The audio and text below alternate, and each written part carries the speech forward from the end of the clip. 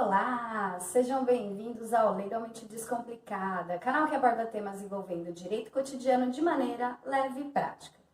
Meu nome é Suelen Parente e hoje teremos mais uma dica de podcast que aborda a investigação de um caso real. Vamos falar sobre o caso Evandro. Para saber mais sobre esse assunto, acompanhe esse vídeo até o final, sem esquecer de deixar aquela curtida e ainda compartilhar esse vídeo com seus amigos e familiares. Quem me acompanha já me viu comentar sobre o meu mais recente vício em podcasts, adquirido durante o isolamento social nessa terrível pandemia que infelizmente ainda segue forte. Para otimizar o meu tempo, eu sempre escuto algo enquanto faço algum serviço doméstico, absorvendo diversas informações durante as minhas obrigações diárias. E nessa viagem pelo mundo dos podcasts, eu escutava muito falar sobre o tal caso Evandro. De tanto que escutei, fui conhecer e deixo aqui a minha indicação do podcast Projeto Humanos, 4ª temporada, composto por 36 episódios e feito pelo brilhante professor Ivan Mizanzuki, disponível tanto no Spotify como em outras plataformas. Para quem gosta de acompanhar investigações criminais a fundo, esse caso e a abordagem feita pelo podcast do Ivan são realmente impressionantes.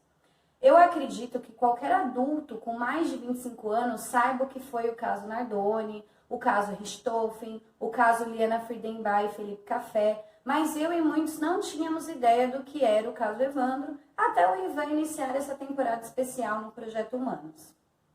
O mais impressionante do caso Evandro é o intenso preconceito religioso, falta total de bom senso da mídia e o grave impacto que uma investigação mal feita pode causar na vida das pessoas.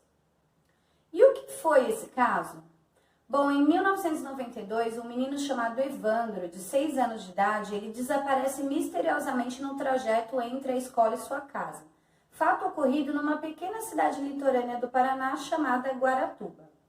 A Polícia Civil é acionada para investigar o caso de desaparecimento, já que outras crianças também tinham desaparecido em situações muito semelhantes naquela mesma região, momento em que o Grupo Tigre, da Polícia Civil, assume o caso. Poucos dias depois, um corpo de criança é encontrado num terreno, vestindo roupas parecidas com a do menino desaparecido, porém com um gigantesco corte na barriga, sem diversos órgãos, sem as vísceras, sem as mãos e sem os pés, ou seja, uma cena terrível e chocante de um crime bárbaro.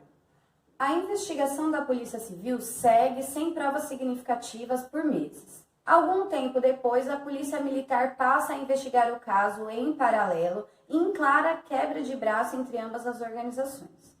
A Polícia Militar com o Grupo Águia, curiosamente, é direcionada a 7 acusados, dentre os quais estão a esposa e filha do prefeito, Celina e Beatriz Abage, juntamente com 5 homens, Oswaldo Marceneiro, Davi dos Santos Soares, Vicente de Paula, Francisco Sérgio, Cristofolini e Ayrton Bardelli. A base da denúncia, gente, é que o assassinato teria ocorrido em um ritual satânico para obtenção de poder por parte da família Abage, em favor do prefeito da cidade, surgindo assim a lenda das bruxas de Guaratuba, crime supostamente conduzido e ou auxiliado pelos demais acusados. Essa parte da história é facilmente encontrada porque assim foi divulgado o caso pela mídia.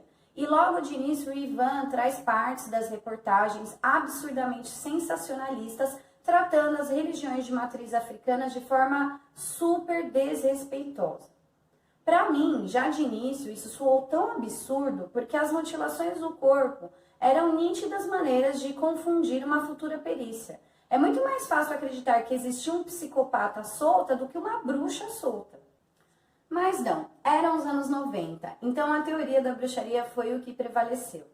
Assim como vários casos conhecidos de injustas condenações, primeiro se nomearam culpados para depois criar teorias para justificar essa culpa. E em momento algum houve uma investigação séria do caso. Ao ouvir o podcast, fica claro que os acusados foram escolhidos pelas práticas religiosas que mantinham ou pela proximidade que tinham com determinados acusados. Não há nenhuma prova ou indício que levasse a polícia a essas pessoas que não fossem fofocas preconceituosas de uma cidade pequena. E assim, com essa suspeita absurda de bruxaria, a polícia prendeu 7 acusados que foram julgados inúmeras vezes. As Abage foram inocentadas em primeiro júri realizado em 98 e condenadas no segundo realizado em 2011. Porém, pela idade da esposa do prefeito, Celina Abage, houve a prescrição do crime para ela. Outros dois acusados, o Ayrton Bardelli e o Francisco Sérgio Cristofolini, eles foram inocentados em 2005. Já o Oswaldo Marceneiro, Vicente de Paula e Davi Soares foram condenados em 2004. O primeiro julgamento da Beatriz e Celina Abage é o julgamento mais longo da justiça brasileira, com duração de, pasmem, 34 longos dias.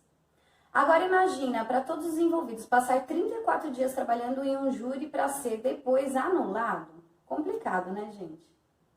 Eu gostaria que quem possa ouvir o podcast preste atenção na grave atuação da mídia, que auxiliou e muito na condenação antecipada de pessoas inocentes. Lembrando que aqui no Brasil, somos inocentes até que a culpa seja provada. E nesse caso não tinha nenhuma prova sequer, a não ser confissões obtidas com clara suspeita de tortura. E para aqueles que acreditam que todos que confessam são culpados, tem no Netflix uma série chamada The Confession Tapes, que mostra de forma impressionante o poder da manipulação. O caso Evandro ainda será mais popularizado porque vai virar uma série documental no Globoplay. Mas indico a quem tenha paciência aproveitar essas férias que estão próximas e ouvir esse trabalho extraordinário do Ivan Mizanzuki, que aborda todos os detalhes e controvérsias dessa investigação. É possível ouvir não somente trechos de reportagens da época, como também trechos incríveis e lamentáveis dos julgamentos. O que mais me chocou é que esse tratamento de julgamento sem qualquer base é muito vivo na nossa realidade, pois as pessoas atacam as outras sem qualquer informação sobre o caso, simplesmente por ser notícia em programas policiais sensacionalistas. Existe aquela premissa de que todo mundo tem que dar opinião sobre tudo. Mas não é bem assim, né, gente? Sendo um caso real que envolva pessoas reais, nós devemos sempre tratar com o máximo respeito e distância possível. Não se pode escolher um suspeito pela cor da pele, pela prática religiosa, mas sim por uma criteriosa investigação.